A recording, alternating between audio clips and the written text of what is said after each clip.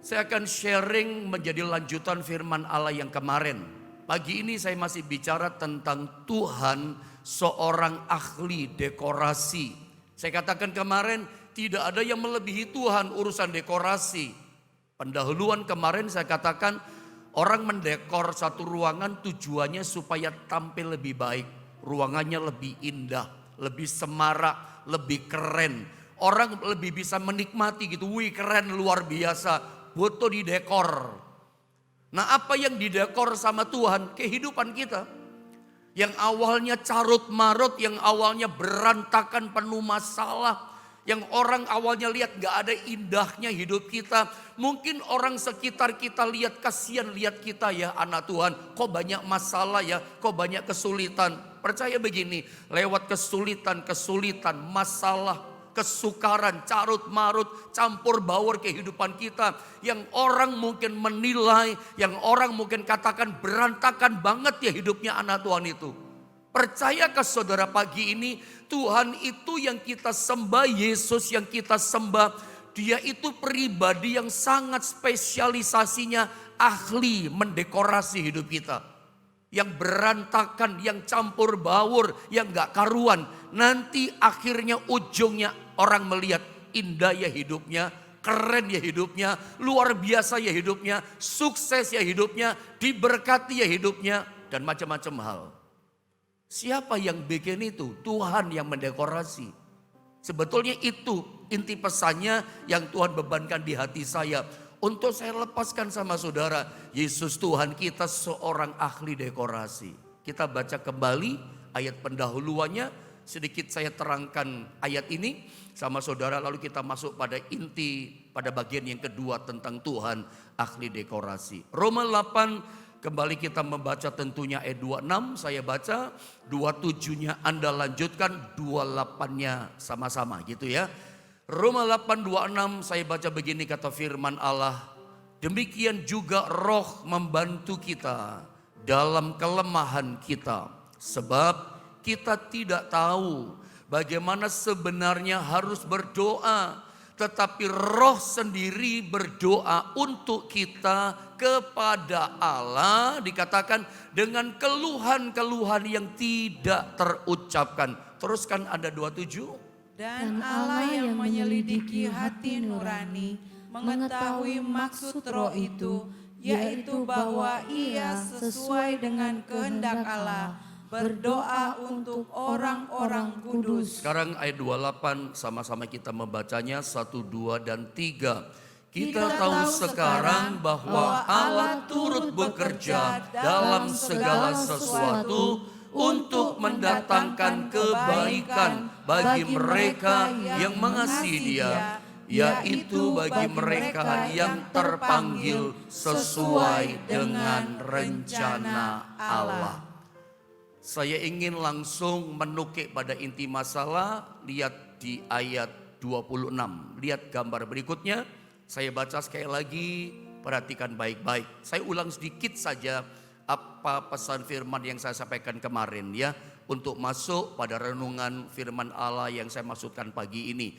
Demikian juga dikatakan roh, R-nya huruf besar, maksudnya tentunya adalah Roh Kudus. Saya ulang, demikian juga roh, yaitu Roh Kudus membantu kita, menolong kita dalam kelemahan kita. Kemarin saya katakan inilah peranan Roh Kudus tinggal dalam diri kita sebagai orang percaya. Apa peranannya? Apa misi Roh Kudus tinggal dalam diri kita? Karena tidak lama lagi pada tanggal 18 Mei kita akan memperingati hari kenaikan Yesus ke sorga. Lalu tanggal 19-nya biasanya orang gereja Pantai Kosta memperingati 10 hari masa Roh Kudus dicurahkan. Yesus naik ke sorga, Roh Kudus dicurahkan setelah misinya Yesus selesai. Dia mati, darahnya ditumpahkan buat kita, menebus, menyucikan hati dan roh kita. Maka sejak itulah Roh Kudus datang ke dalam dunia, tinggal dalam diri orang percaya.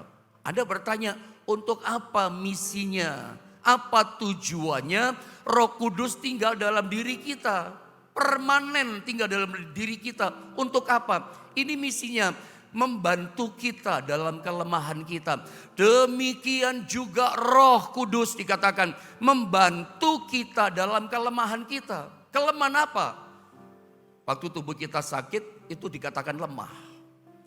Waktu kita hadapi masalah yang berat, tertindih hidup kita oleh masalah yang besar, itu kita nggak berdaya, kita lemah. Nah, disinilah fungsinya misi peranan Roh Kudus, membantu kita, menolong kita dalam kelemahan kita, membantu kita, menolong kita dalam ketidakberdayaan kita. Segala situasi masalah yang kita gak mampu, itu urusannya Roh Kudus. Itu bagiannya Roh Kudus, serahkan kepada pribadinya Roh Kudus. Adakah di antara saudara pagi ini sedang menghadapi kelemahan? Engkau punya masalah, engkau tidak berdaya, engkau tidak bisa mengatasi masalahmu. Saya mau katakan, itu peran Roh Kudus untuk membantu menolong saudara. Duduk dengan tenang dengar firman Tuhan. Apapun masalahmu, ada kuasa Roh Kudus yang bisa bantu saudara. Membantu apa dia? Perhatikan caranya membantu bagaimana. Roh Kudus tolong kita.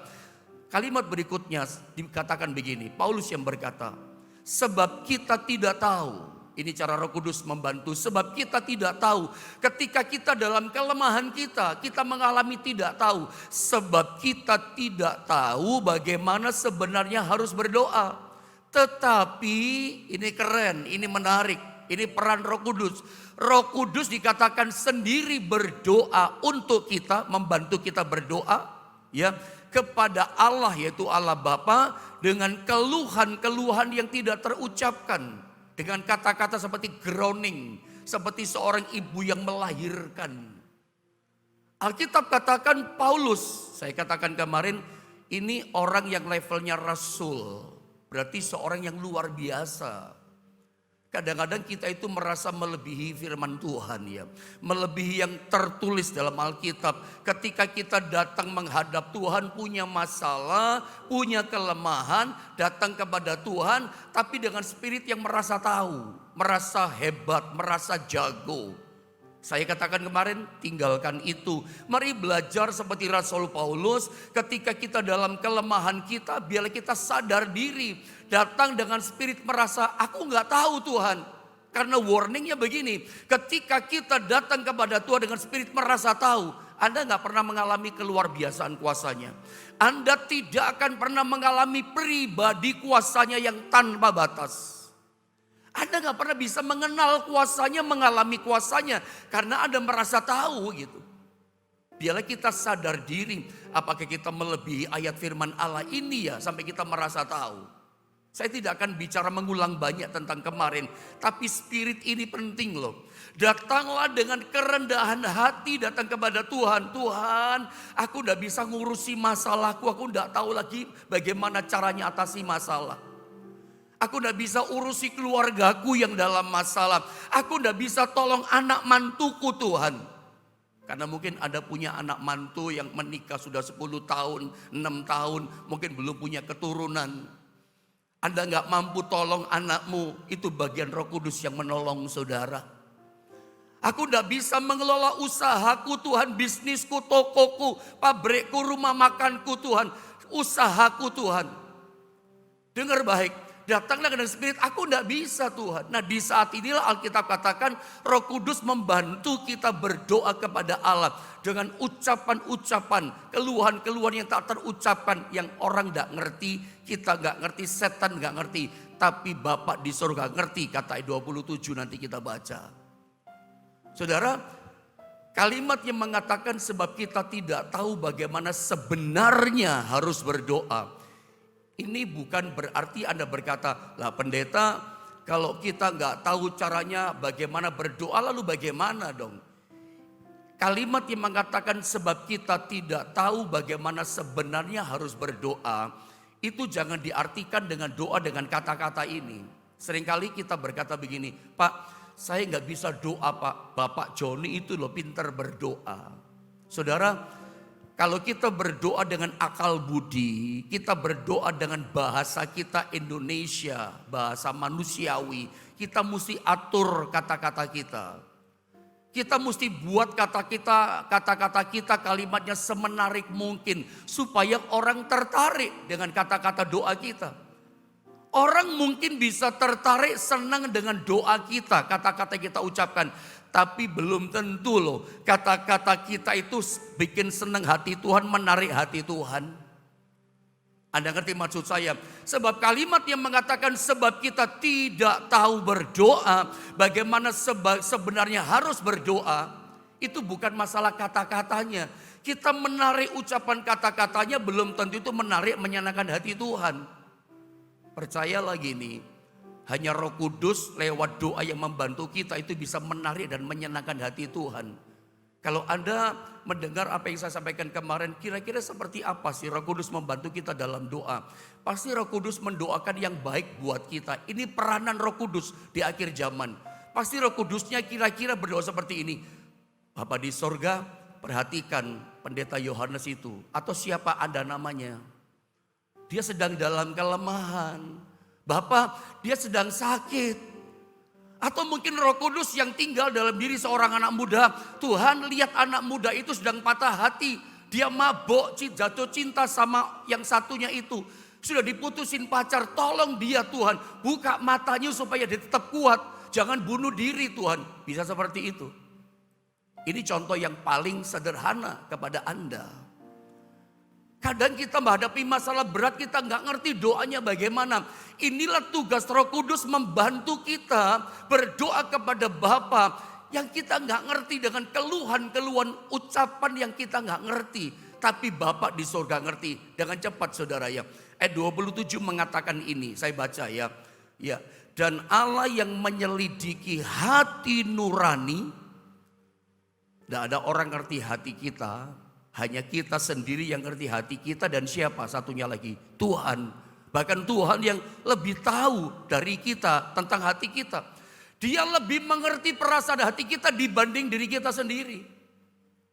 Ketika Roh Kudus berdoa untuk masalah kita, kelemahan kita kepada Bapa di sorga. Tidak ada yang ngerti. Tetapi dan Allah yang menyelidiki hati nurani mengetahui maksud roh itu, yaitu bahwa ia sesuai dengan kehendak Allah berdoa untuk orang-orang kudus. Jelas ya. Jadi ayat ini mengatakan kepada kita peranan tugas Roh Kudus, pekerjaan pentingnya Roh Kudus yang tinggal dalam diri kita. Dia berdoa, saya ulang, dia berdoa untuk orang-orang kudus. Ini ayatnya, tahan dulu. Saya baca ulang sekali lagi. Supaya meyakinkan saudara, meyakinkan saya, meyakinkan Anda. Ada pribadi Allah yang ketiga yang namanya Roh Kudus. Di akhir zaman ini lewat korban Kristus dari Yesus itu bahkan menyucikan roh kita. Roh Allah itu tinggal dalam diri kita. Apa tugas peranannya, misinya? Berdoa untuk orang-orang kudus. Saya baca sekali lagi, perhatikan.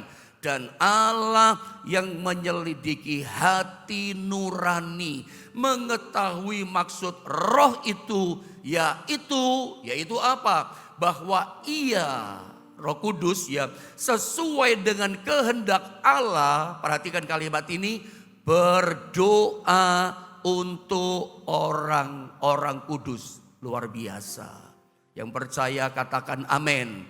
Coba tulis di chatting channel YouTube GSPD Jombang, ada yang di Facebook juga silakan. Katakan, tulis sebagai bentuk iman percaya kita.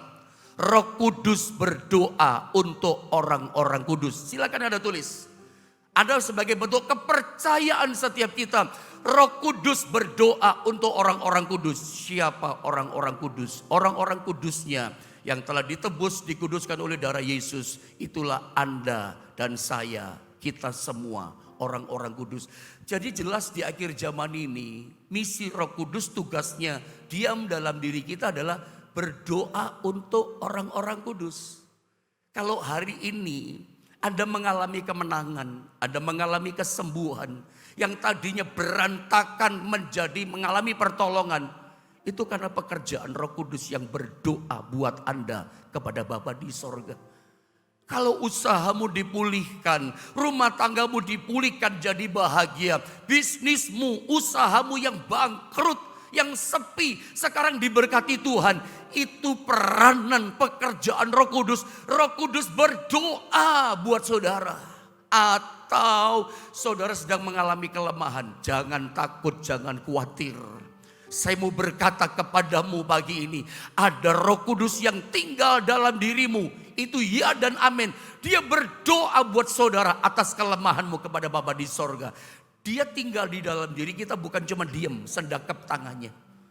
Bukan cuma lihat-lihat masalah kita. Dia tinggal dalam diri kita, bukan cuma lihatin kekurangan kita, carut-marutnya hidup kita. Dia membantu kita, dia menolong kita. Dia menolong, membantu. Peranan Roh Kudus itu gini loh, cara menolong. Ini gambaran saya sebagai manusiawi, secara manusia. Kalau istri Anda dari pasar naik becak kah, atau naik mobil dari pasar, belanjaannya banyak banget belanjaannya karena ada acara hari ini.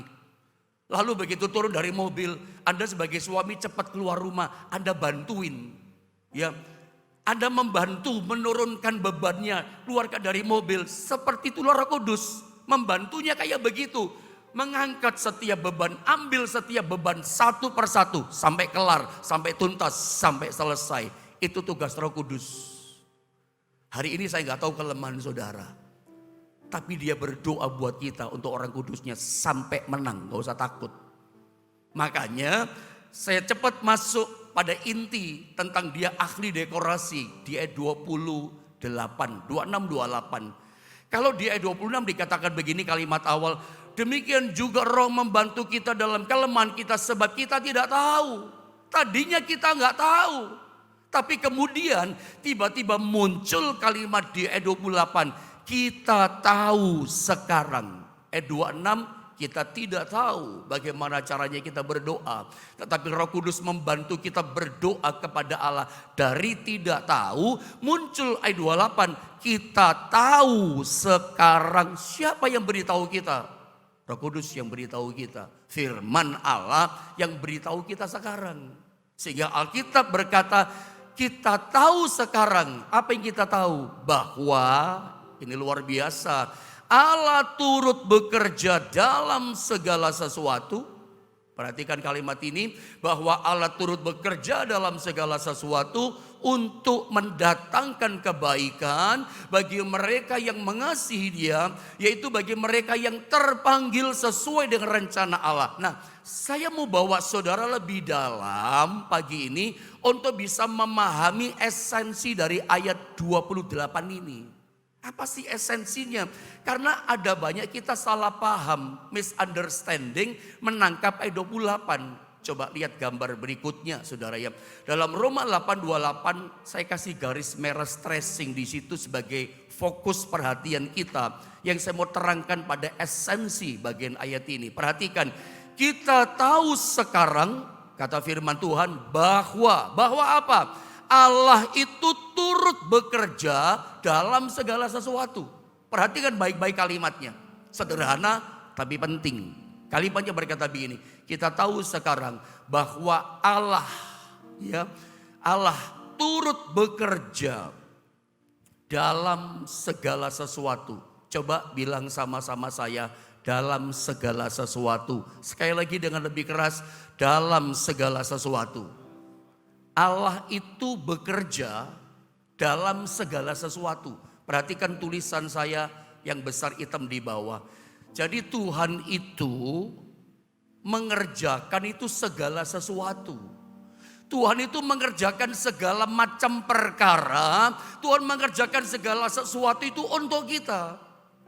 Nah, banyak kita mengartikannya salah. Dulu termasuk saya, bahkan banyak anak Tuhan zaman sekarang ini mengartikan gini, bahwa Tuhan itu atau Allah itu mengerjakan diri kita, mengerjakan pribadi kita untuk menghadapi segala sesuatu. Kebalik loh. Ayat ini nggak ngomong seperti itu. Dulu saya menangkapnya seperti itu. Saya dulu berpikir mengartikan ayat ini bahwa Allah itu mengerjakan diri kita. Allah itu mengerjakan hidup kita, pribadi kita untuk kita siap menghadapi segala sesuatu. Itu mungkin dalam konteks yang lain. Dalam ayat ini tidak seperti itu konteksnya. Dalam ayat ini menyingkapkan sebuah rahasia yang lain. Bahwa Allah ternyata mengerjakan segala sesuatu. Mengerjakan segala hal. Mengerjakan segala macam persoalan. Segala sesuatu itu kesulitan kita, masalah kita, sakit penyakit kita, penderitaan kita, tekanan-tekanan hidup yang berat. Allah mengerjakan segala sesuatu itu untuk siapa? Untuk kita. Tujuannya apa? Mendatangkan kebaikan. Itu dia. Tadinya hidup kita segala sesuatunya berantakan. Ya, dari awal saya katakan, tadinya awalnya orang lihat hidup kita nggak karuan. Hidup kita semerawut, hidup kita nggak ada indahnya. Orang berkata gini, kasihan ya anak Tuhan orang Kristen itu hidupnya nggak ada senangnya. Suaminya lihat kayak begitu, lihat usahanya, pekerjaannya. Aduh, orang nggak lihat positifnya, orang tidak lihat kebaikannya, yang orang lihat negatif, yang orang lihat jelek, yang orang lihat gak karuan, berantakan hidup kita. Tetapi ketika kita mulai dekat sama Tuhan, mulai menyadari sepenuhnya dan mengimani sepenuhnya dan mempercayai bahwa kita hidup di dunia tidak sendiri. Ada Tuhan tinggal dalam hidup kita. Ada pribadi Allah ketiga namanya Roh Allah, Roh Kudus. Diam dalam diri kita. Untuk apa? Dia diam dalam diri kita. Untuk membantu kita. Untuk menolong kita. Dengan kata lain, Roh Kudus tolong kita dari dalam. Roh Kudus memulihkan kita, memberkati kita, menyertai kita dari dalam. Aktivasikan kuasanya mengalir, bekerja dalam hidup kita. Sebab dia membantu kita, menolong kita. Membantu kita dalam segala sesuatu. Membantu kita dalam urusan-urusan masalah kita. Membantu segala sesuatu. Kalau kita bicara segala sesuatu, saudara ya. Membantu kita segala macam urusan segala sesuatu. Saya ingat satu lagu lama, lagu Pantekosta lama. Orang-orang Kristen lama pasti tahu itu ya. Allah kuasa melakukan segala perkara. Allah ku maha kuasa. Tahu lagi itu saudara? Dia ciptakan seisi dunia, atur segala masa. Jangankan segala sesuatu dia bisa atur. Masa, hari, bulan, tahun, cuaca, masa pun dia atur.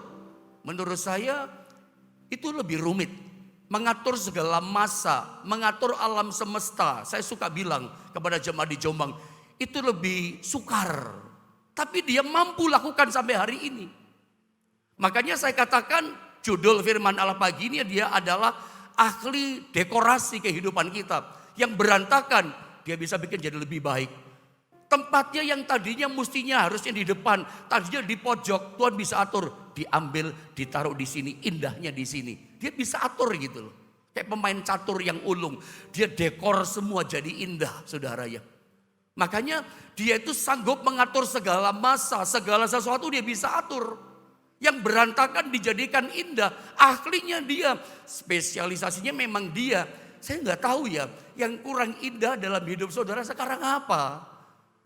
Yang Anda katakan kok enggak pas ya, hati ini kurang senang, ada satu yang kurang. Tuhan bisa dekor itu jadi indah. Tuhan bisa ubah itu diperbaiki jadi indah sama Tuhan.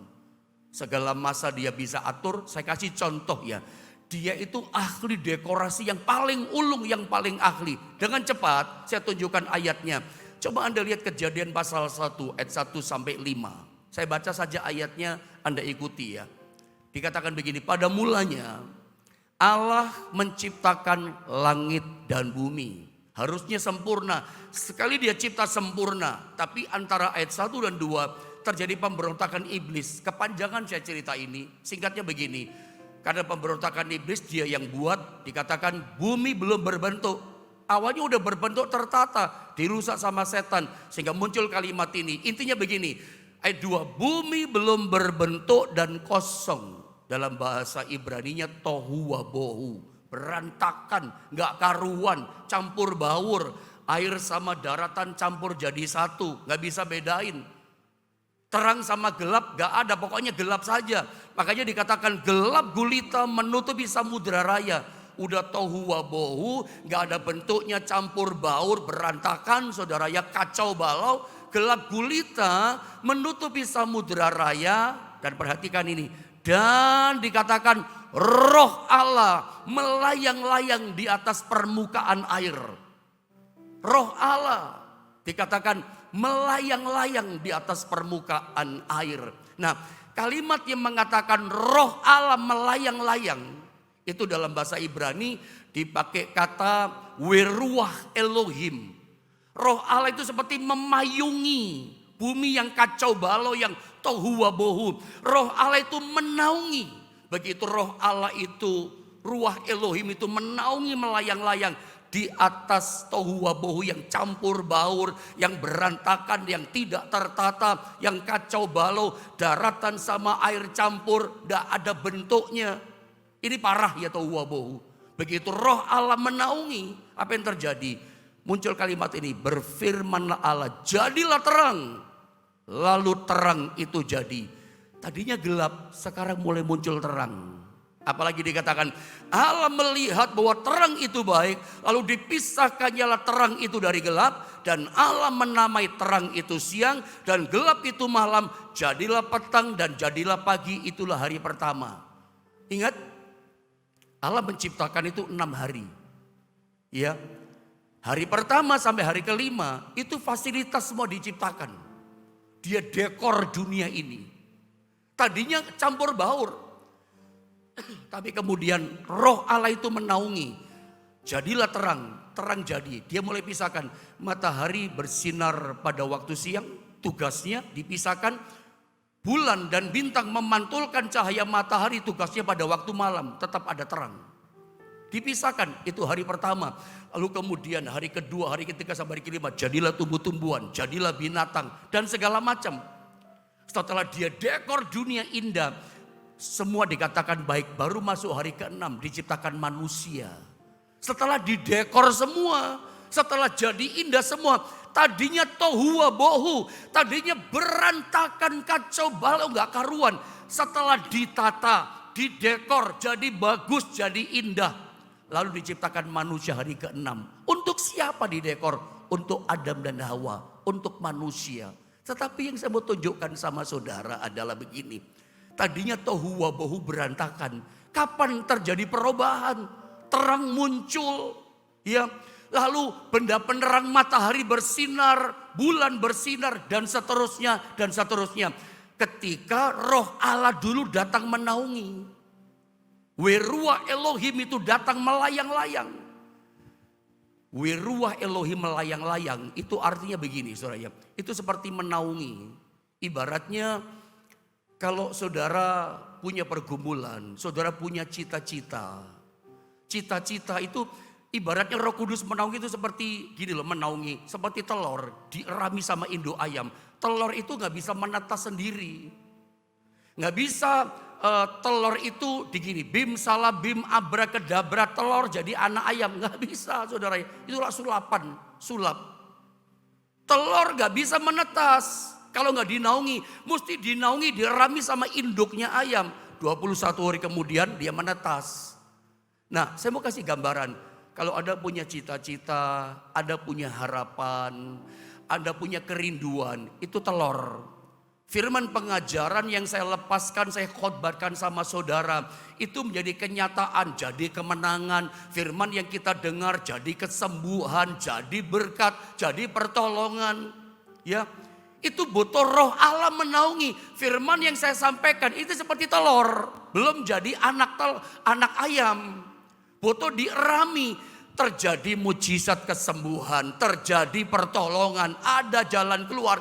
Itu harus roh Allah menaungi dulu. Weruah Elohim mesti menaungi. Mesti datang dalam hidup kita. Mesti Roh Kudus berperanan bekerja dalam hidup kita. Makanya saya mau katakan sama saudara. Kita perlu Roh Kudus untuk cita-cita kita menjadi kenyataan. Yang tohu wabohu itu bisa berubah. Tuhan ahlinya mendekor. Saya suka kasih gambaran sama jemaat di Jombang. Bayangkan ya, dari mulai penciptaan langit dan bumi, dari mulai matahari diciptakan sampai hari ini, dari mulai zamannya Adam, bumi sama matahari sama bulan, itu jaraknya tetap tidak berubah. Menurut ilmu pengetahuan, jarak matahari dengan bumi tidak pernah berubah. Tidak maju 1 senti, tidak mundur 1 senti matahari. Bumi pun sama seperti itu. Karena ilmu pengetahuan berkata hari ini, berkata begini, membuktikan kalau sampai matahari maju sentimeter saja, apa yang terjadi? Ilmu pengetahuan bilang bumi akan boom, terbakar hangus. Ilmu pengetahuan katakan kalau sampai matahari mundur saja 1 sentimeter, bumi akan frozen, beku, kayak es. Tapi terbukti hari ini Tuhan tetap sanggup mengatur segala sesuatu, tetap bisa mengatur segala masa. Dari mulai zaman Adam sampai kita, bumi tetap jaraknya dengan matahari nggak berubah, tetap berputar terus pada porosnya. Terus bumi terus mengitari matahari dengan jarak yang tetap. Tuhan bisa atur begitu loh, so, bintang nggak berjatuhan semua, Tuhan atur begitu. Masa yang kayak begitu dia bisa atur. Tata surya, matahari, bumi Tuhan bisa atur. Apalagi cuman urusan segala sesuatu, masalah, sakit, penyakit kita, persoalan kita. Percaya dia sanggup mendekorasi, mengatur kehidupan kita. Anda bandingkan orang kalau ngerti bengkel motor, bengkel mobil, ada istilah oversize. Sekernya buringnya, silinder kopnya itu udah besar karena gesekan. Ya, seperon per menit itu berapa ya? 10.000 per menit mungkin begini terus. Lama-lama longgar. Sekernya itu kalah, buringnya yang kalah atau apa yang kalah. Makanya ada oversize. Bengkel, motor mobil mesti ada bengkelnya. Tapi lihat ya, matahari sama bulan tetap pada jaraknya. Seker saja itu bisa berubah loh mobil. Makanya ada bengkel. Heran ya, sampai hari ini dia atur segala masa. Dari mulai zamannya Adam sampai zaman kita, udah dewasa begini, udah tua begini, saudara ya. Tidak berubah jarak matahari sama bulan. Kalau dia tetap konsisten bisa atur itu pada porosnya, saya percaya pagi ini dia juga bisa atur segala kehidupanmu. Yang tadinya tidak menyenangkan, yang tadinya bikin kita nangis dan sedih, kok saya ngalami ini. Percaya begini, ada Roh Kudus yang menaungi kita, diam dalam diri kita. Dia membantu kita. Untuk apa? Mendekorasi hidup kita. Yang tidak bagus jadi bagus. Yang berantakan jadi indah. Engkau yang sakit jadi sembuh. Engkau yang terpuruk, dia bisa dekor, dibangkitkan. Orang lihat, dahsyat ya Tuhan. Yang saya mau tunjukkan sama saudara, ingat kita nggak sendiri. Ada Roh Kudus. Saya cuma pengen Anda mengerti bagi ini. Sadarilah. Ada Roh Kudus yang diam dalam diri kita dan tugasnya membantu kita mengurusi segala sesuatu. Ingat ayat Alkitab katakan Roma 8:28 bahwa Allah turut bekerja dalam segala sesuatu.